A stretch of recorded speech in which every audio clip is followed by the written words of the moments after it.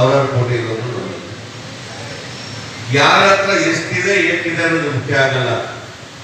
ಆದ್ರೆ ಆ ಜನರಿಗೆ ಏನಾದ್ರು ಮಾಡ್ಬೇಕು ಅನ್ನೋದು ಮನ್ಸಿದೆಯಲ್ಲ, ಆ ಮನ್ಸು ಮೂರ್ತಣ್ಣವ್ರಿಗೆ ಅದಕ್ಕೆ ನಮ್ಮಲ್ಲಿ ಬಹಳ ಜನ ಶ್ರೀಮಂತರು ನಾನು ನೋಡಿದ್ದೀನಿ. ಏನಾದ್ರು ದುಡ್ಡು ಜಾಸ್ತಿ ಆದಾಗ, ಬಾಡಿಗೆ ಬಂದಾಗ, ದುಡ್ಡು ಬಂದಾಗ, ಸಂಪಾದನೆ ಜಾಸ್ತಿ ಆದಾಗ ಪಾರಿ ಟ್ರಿಪ್ ಬರ್ತಾರೆ. ಖರ್ಚು ಮಾಡೋ ಬೇರೆ ದಾರಿಗಳು ಯಾವ್ದಾದ್ರು ಇದ್ರೆ ಆ ದಾರಿಗೆ ಹುಡುಕಿ ಆ ಹಣನ ಖರ್ಚು ಮಾಡ್ತಕ್ಕಂಥ ಯೋಚನೆ ಮಾಡ್ತಾರೆ. ಆದ್ರೆ ನಮ್ಮ ಹತ್ರ ಇರುವಂತ ಹಣದಲ್ಲಿ ನಾವು ಬಡವರಿಗೆ ಏನಾದ್ರು ಮಾಡಬೇಕು, ನಾವು ಸಮಾಜಕ್ಕೆ ಏನಾದ್ರು ಕೊಡಬೇಕು, ಈ ತರದ ಯೋಚನೆ ಮಾಡೋದು ಕೆಲವೇ ಕೆಲವು ಜನರು. ಅದರಲ್ಲಿ ಮೂರ್ತಣ್ಣವ್ರ ವಿಚಾರವಾಗಿ ನನ್ನೊಂದು ಅವ್ರಿಗೊಂದು ಧನ್ಯವಾದ ನೀಡಬೇಕಾಗುತ್ತೆ. ಯಾಕಂದ್ರೆ ಇವತ್ತು ಅಗ್ರಹಾರ ಲೇಔಟ್ನ ಶಾಲೆಯಲ್ಲಿ ಅಲ್ಲಿನ ಮಕ್ಕಳಿಗೆ ಪ್ರತಿ ವರ್ಷನೂ ಕೂಡ ಸಮವಸ್ತ್ರ ಕೊಡ್ತಕ್ಕಂಥ ಕೆಲಸ, ಶೂ ಕೊಡುವಂತ ಕೆಲಸ, ಬುಕ್ಸ್ ಕೊಡುವಂತ ಕೆಲಸ,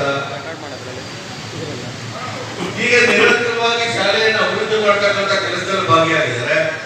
ಜೊತೆಗೆ ಈಗ ನೋಡ್ತೇನೆ ಕೋವಿಡ್ ನ ಸಂದರ್ಭದಲ್ಲಿ ಆ ಜನಕ್ಕೆ, ಆ ಕಷ್ಟಕ್ಕೆ ಸ್ಪಂದಿಸ್ತಕ್ಕಂಥ, ಮಿಡಿತಕ್ಕಂಥ ಹೃದಯ ಯಾವ್ದಾದ್ರು ಇದ್ರೆ ಅದು ಅವ್ರದ್ದು ಅಂತ ನನ್ಗೆ ಹೇಳಕ್ಕೆ ನನಗೆ ಹೆಮ್ಮೆ ಅನಿಸ್ತದೆ.